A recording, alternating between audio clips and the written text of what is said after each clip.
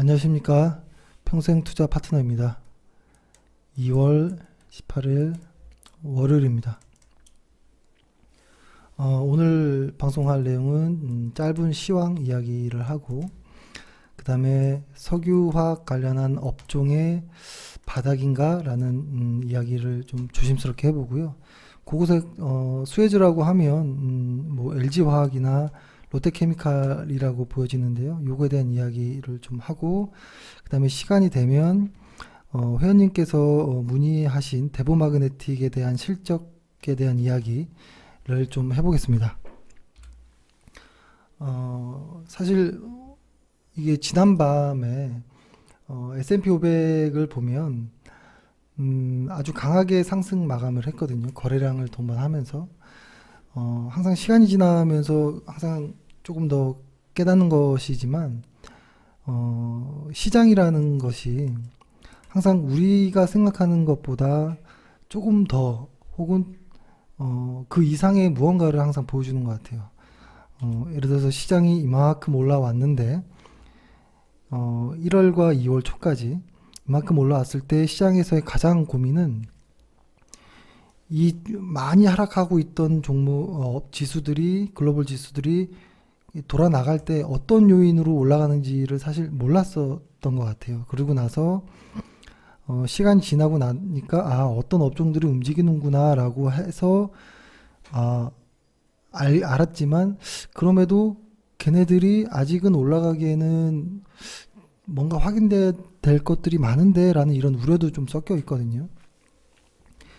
근데 벌써 지수는 많이 올라왔습니다.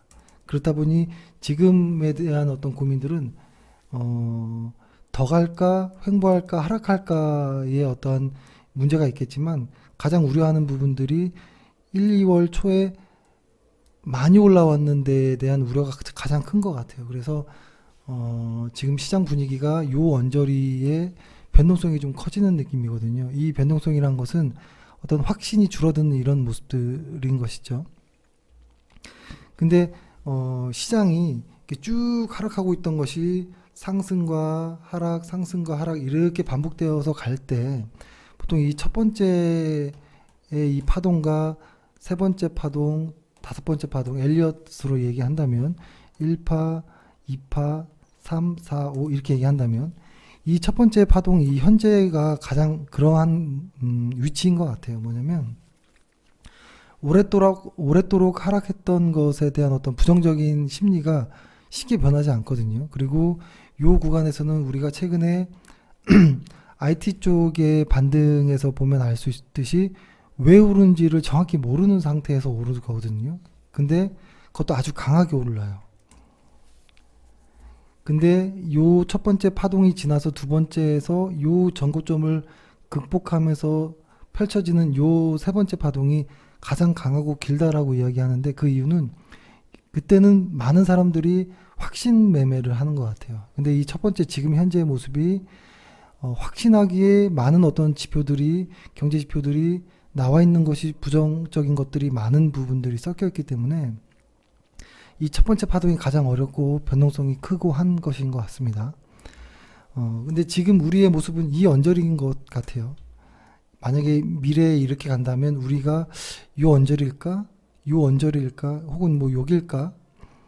를 고민하는 것 같은데요. 그것은 지금 알 수는 없고요. 이 첫 번째 파동의 가장 어려운 부분이기도 하고요. 어떤 기준점이 만들어져야 되는 것이기 때문에 그래요. 이 첫 번째 파동의 이 첫 번째 이 기준점이 만들어질 때 그 다음부터 사람들은 이 전고점에서부터도 어떤 기준점을 잡긴 하겠지만 조금 더 확실한 매매를 하는 것 같거든요. 그러면 이 꺾이는 것을 어떻게 알 수 있을까라고 생각을 해보면 이 첫 번째에 대한 이 상승의 원인도 모르는 상황이기 때문에 이 하락의 원인도 알 수가 없는 것이 대부분이었던 것 같아요. 과거 시장에서 보면. 그래서 이때는 우리가 할 수 있는 것은 지수의 어떤 분산을 체크하는 것밖에 없다라는 것이고 우리가 생각하는 것 이상으로 지수가 많이 올라가든 하든 우리 심리와는 무관하게 그냥 지수를 있는 그대로 추종하는 것이 더 안전해 보인다라는 생각을 합니다. 그래서 현재 우리 우리 지수, 그러니까 S&P 500 같은 경우도 지금은 매수세가 강하고요. 우리 코스피 같은 경우에도 아직은 매도세보다는 매수세가 매우 강합니다. 그래서 지금이 만약에 쭉 하락하고 있던 것의 첫 번째 파동인데 많이 올랐다라고 느껴질 수 있는데요. 이것이 더 갈지 곧 다음 주 정도에 꺾일지는 현재로서는 알 수 없다. 다만 현재까지의 모습은 매도세보다는 확실히 매수세가 우위에 있다라는 것은 확실한 것 같아요. 그래서 만약에 내 종목이 내가 보유한 종목들이 시장에 주도주거나 주도주가 아니더라도 일단 실적이 긍정적이라면 지금 보유해야 되는 구간이다라는 생각을 하고요. 지금은 아까 처음 말씀드렸던 것처럼 이 첫 번째 이 상승에서의 어떤 불안한 심리도 섞여 있기 때문에 변동성이 많을 수 있습니다. 그래서 지금 같은 때는 뭐 이동평균선이나 어떤 단순 보조지표로 짧은 보조지표로는 매매하기가 어렵습니다. 그래서 지수가 꺾일 때까지는 들고 있겠다라든지 뭐 이런 것들이 오히려 더 도움이 될 수 있다라는 생각을 하고 그렇네요. 그리고 만약에 꺾이고서 조정이 올 수는 있겠죠. 계속 상승은 안 되니까요. 만약에 첫 번째 조정 이후에 다시 시작한다면 이때는 반드시 어떤 지수를 추종하는 무언가가 반드시 포트폴리오에 필요하겠다라는 생각을 합니다. 그것은 어떤 주가 될 수도 있고 혹은 주도 업종도 될 수 있고 혹은 코덱스 레버리지도 될 수 있다라는 생각을 합니다. 일단 아직 크게 시장이 달라진 게 없기 때문에 시황은 이 정도로 하고요. 이것처럼 업황도 마찬가지인 것 같아요. 업황도 바닥을 잡고 올려갈 때는 어떤 보조지표, 어떤 그 경제지표가 확 돌아 나갔을 때는 바닥인구나를 알 수 있는데 주가는 벌써 여기 와 있거든요.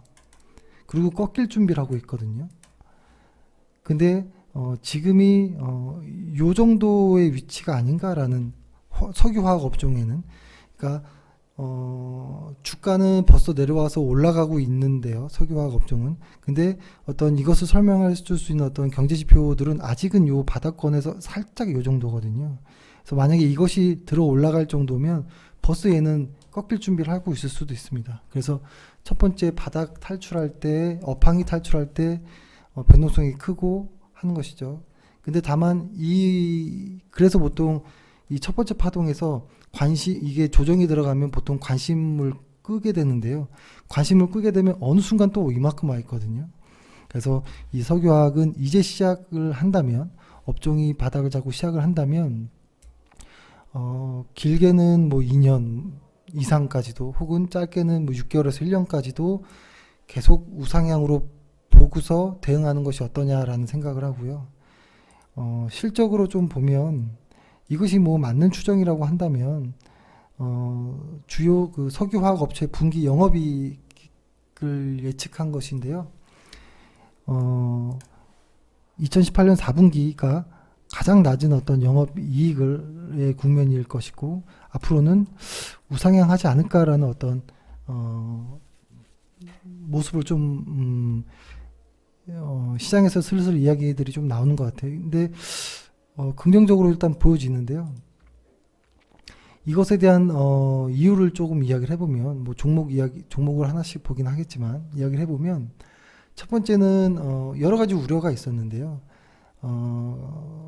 그런 우려들을 넘어서 그것을 극복할 수 있는 어떤 모멘텀이 뭐가 최근에 좀 나왔냐면 2015년 어떤 9월 이후로 4년 만에 만 4년 만에 중국의 어떠한 소비 관련한 정책들이 나오기 시작했다는 것이 좀 의미가 있는데요. 2분기부터 소형 혹은 뭐 친환경 자동차 교체하거나 절전형 백색 가전 등을 구매하면 보조금을 지급하는, 혹은 뭐 세금 감면이라든지 이런 것들이 조치가 시행된다고 하는데요. 이쪽에서의 석유화학 제품 가운데서도 그 자동차 뭐 이런 쪽 외장재 ABS라고 하죠. 이쪽의 소비가 직접적인 수혜를 얻을 가능성이 높다라는 이런 판단을 하고요. 그 다음에 LG화학이나 롯데케미칼 같은 대형 화학주 등의 어떤 이쪽이 여력이 좀 많거든요. 이쪽을 좀 관심 있게 좀 봐야 된다라는 생각을 합니다. 특히 이제 LG화학을 먼저 좀 보면 LG화학 같은 경우에는 우려되는 부분이 뭐였냐면 이걸 좀 짧게 볼게요. 우려되는 부분이 뭐였냐면 이거를 바로 그 사업 보고서를 한번 봐볼까요? 어떤 내용이 우려되는 부분이었냐면 LG화학의 매출의 비중을 보면 기초 소재 부분과 전지의 부분을 보면 매출의 비중이 최근 걸로 한번 봐볼까요? 한 64%, 한 21% 정도 되는 비율이에요. 매출의 비중이 꽤 크죠. 근데 이것을 영업이익으로 좀 보면 여기를 보면 이쪽에서 영업이익의 96% 정도가 나오고요. 이쪽에서 한 5% 정도가 좀 나와요. 딴 쪽은 적자니까요. 빼면. 그러니까 영업이익이 요 정도밖에 도움이 되지 않는 전지 분야를 2차 전지 분야를 의 어떤 그 내역이 있기 때문에 2차 전지의 대장주로 LG화학을 언급하기는 힘들었습니다. LG화학은 대신에 2차 전지의 대장주는 삼성 SDI라는 이야기를 했던 이유가 이러한 어떤 내용 때문에 그런 것인데요. 근데 여기서 보면 얘네는 지금 전지가 그 소재, 기초 소재의 비율을 봤을 때 이쪽이 훨씬 크잖아요. 근데 자산의 어떤 그 비중을 보면 다른 것들까지 있기는 하긴 하겠지만 기초 소재가 한 35%, 이쪽이 25% 정도 돼요. 그러니까 투자는 많이 해놓은 상태인데 영업이익이 나오지 않고 있는 상황이었던 것이죠. 그렇기 때문에 긍정적으로 보기가 좀 어려웠습니다. 2차 전지 쪽이 아무리 개화되고 상승을 받는다 하고 LG화학이 이쪽 전지 쪽에서는 글로벌 리더로서의 자리를 잡고 있고 연평균 전지 시장, 소형 원통형 전지 시장이 30%씩 성장한다 하고 쇼티지인 상황이라 할지라도 이 LG화학이 의 비중으로 보면은 쉽게 손이 나가지 않았거든요. 왜냐하면 비중이 큰 이쪽이 상황이 좋지 않았기 때문에 그래요. 이쪽은 좋았고. 근데 요 안 좋았던 비중이 큰 쪽이 이제 돌아선다라는 어떤 시그널이 있다면 이 LG화학은 이제 대장주로서 접근해 볼 필요가 있지 않을까라는 이런 입장입니다. 그리고 이런 의미에서 일단 LG화학을 긍정적으로 일단 보고요. 그 다음에 롯데케미칼도 봐야 돼요. 롯데케미칼 같은 경우에도 정말 무섭게 하락했습니다. 이게 대형주가 이 정도까지 하락할 수 있을까 할 정도로, 아이고, 이렇게 보지 말고 50% 가까이 하락했거든요. 대형주가 아주 흔하지 않은 케이스입니다.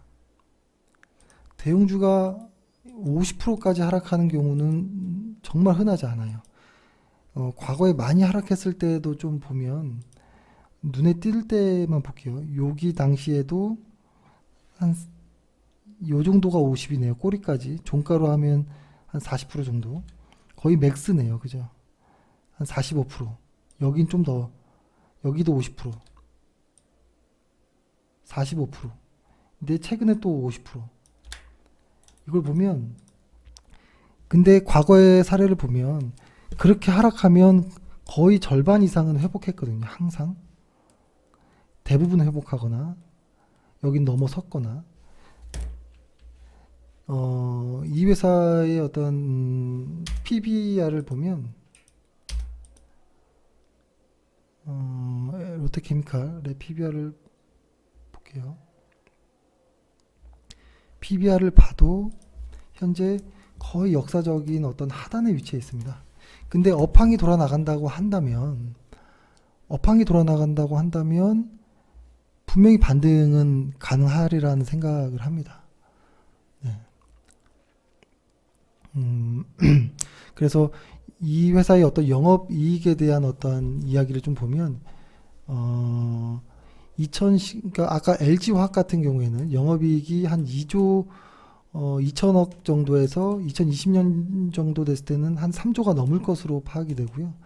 롯데케미칼 같은 경우에는 올해 한 1조 7천억 정도에서 2조가 넘어갈 것으로 이렇게 파악을 하거든요.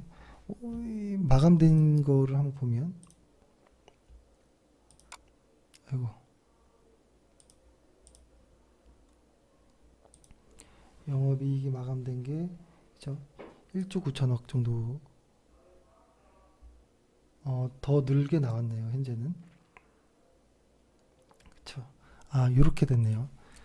2018년도에 한 2조 정도 됐던 게 19년도에는 바닥을 찍을 것이고, 이제 그다음부터는 좋아질 것이다라는 것. 이렇게 봅니다. 그래서 LG화학 같은 경우에는 배터리 쪽이 있기 때문에 바닥을 먼저 찍고 간 것이고, 롯데케미칼은 이제 바닥을 찍고 가는 것이 아니냐, 이렇게 보는 것이죠. 그래서 이 이 업종에서의 대장주는 LG화학과 롯데케미칼이고, 얘들을 매우 관심 있게 좀 봐야 된다라는 입장입니다. 그러니까 이 LG화학 롯데케미칼은 흔히 말하는 NCC 그 스프레드, 그죠? 이 스프레드가 중요한 것이죠. 그 NCC 스프레드라는 건 제품별 어떤 평균 판매 가격에서 나프타 가격을 뺀 것이잖아요. 그죠? 이것들이 얘네들의 수익성에 직결되는 것이죠. 근데 이것이 지금 현재 NCC 스프레드가 바닥권이라고 하는 그 $350 손익분기점인 동시에 어떤 사이클의 바닥으로 가늠할 수 있는 그 정도 수준까지 왔습니다. 그래서 이들은 이제는 지표까지도 눈에 띌 정도로 확인이 될 정도면 이것은 충분히 갈 수 있다라는 이런 생각을 좀 해봅니다. 그래서 LG화학과 롯데케미칼은 이제부터는 업황이 좋아질 거라는 어떠한 이런 상황 안에서 트레이딩을 하든 장기로 길게 가든 혹은 적립식으로 가든 한번 해볼 만한 업종이지 않느냐라는 생각을 일단 합니다. 시간이 좀 있기 때문에 오늘 회원님께서 얼마 전에 저희에게 질문해 주셨던 내용을 조금 이야기를 해볼게요. 데보마그네틱의 실적에 대한 어떤 궁금증이었던 것 같은데요. 이렇게 보면은 이런 말씀이 있죠. 분명히 예상 매출은 이렇게 높게 나왔는데 실제로 나와 보니까 2018년 4분기가 줄었다. 근데 이거를 앞으로 좋게 볼 의향이 있느냐? 이런 말씀인데요. 매우 좋게 보고 있습니다. 그 이유를 설명드리면 일단은 왜 예측한 것보다 이렇게 실적이 줄어들었는지에 대한 이유를 한번 이야기를 해보고, 그 이유가 일회성이라면 괜찮지 않을까? 혹은 이 회사는 변함없는데 이 회사 외부의 어떤 요인들에 의한 일회성 비용들에 의해서 영업이익이 줄어든 것이라면 그것은 무시해도 되지 않을까라는 생각이에요. 근데 한 2분기 연속 혹은 2분기 연속으로 어떤 이 요인들이 계속 가속된다면 피해야 되겠지만 1분기 정도에 해소될 어떠한 노이즈라면 그때가 오히려 기회라는 이런 판단을 하는 것이죠. 이야기를 한번 해보면요. 일단 이 회사의 어떤 실적을 한번 볼게요.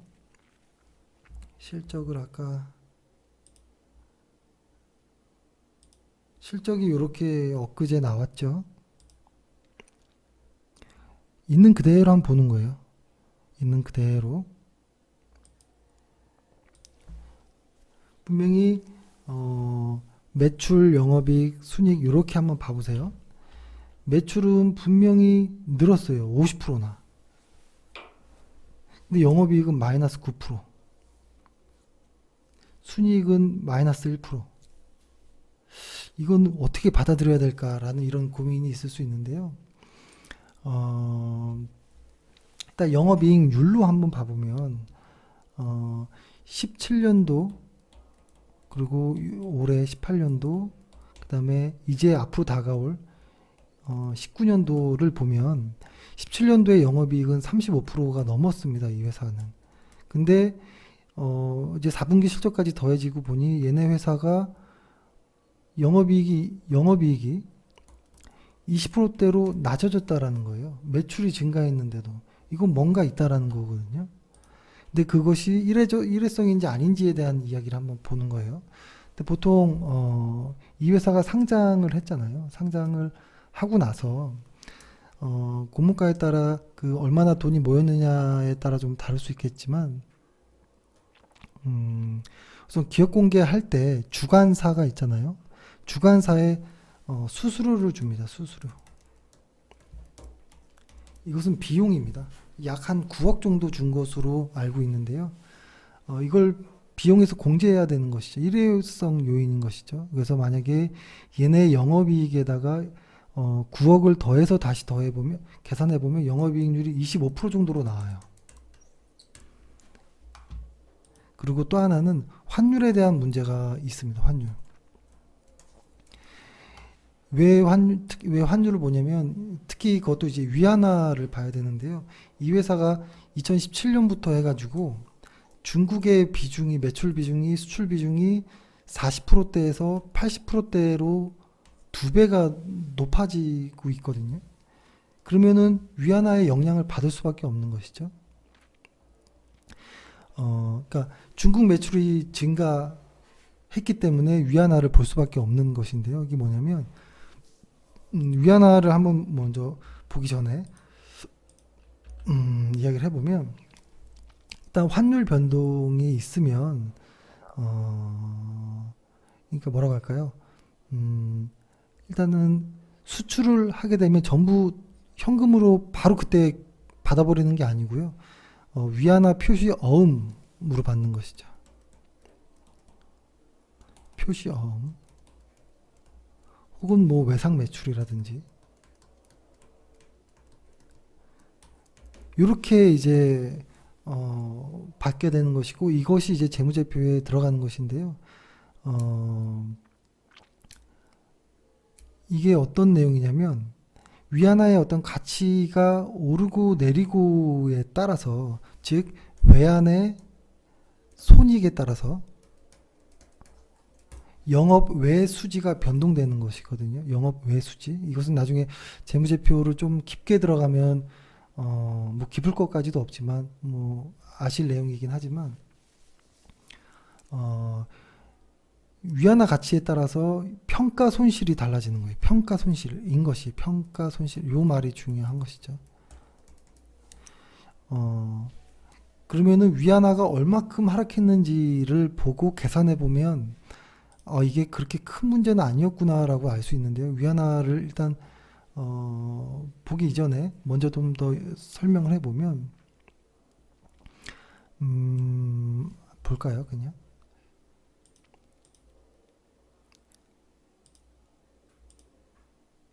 보면 위안 쳐보면 작년 한 해만 이렇게 좀 보고 보면 이 높았던 가격대에서 이 상반기와 하반기로 나눠서 이렇게 보면 여기서부터 위안화가 얼마나 많이 다운됐는지를 보는 겁니다. 보면은 대충 요 중심부터 요 언저리까지 하면 한 6% 정도가 하락을 했거든요. 위안화가. 그러면은 대보 입장에서는 매출이 2배나 늘었는데 매출이 확 달라지는 거예요. 그러니까 뭐냐면 1위안을 수출할 때 여기가 172원 정도로 받았는데 하반기 때 들어서는 1위안을 수출했는데 160원을 받은 거예요. 6%나 감소해서 받은 거거든요. 그러니까 매출이 감소하는 거예요. 매출이. 양은 같은데. 그럼에도 매출이 늘었고 나중에 평가 손실로 인해서 영업 손실이 기록이 잡혔긴 했지만 이것은 평가 손실일 뿐인 것이고요. 위안화가 다시 상승하면 평가 이익으로 바뀝니다. 평가 2. 지금 보면 이 기조가 다시 이렇게 오르고 있거든요.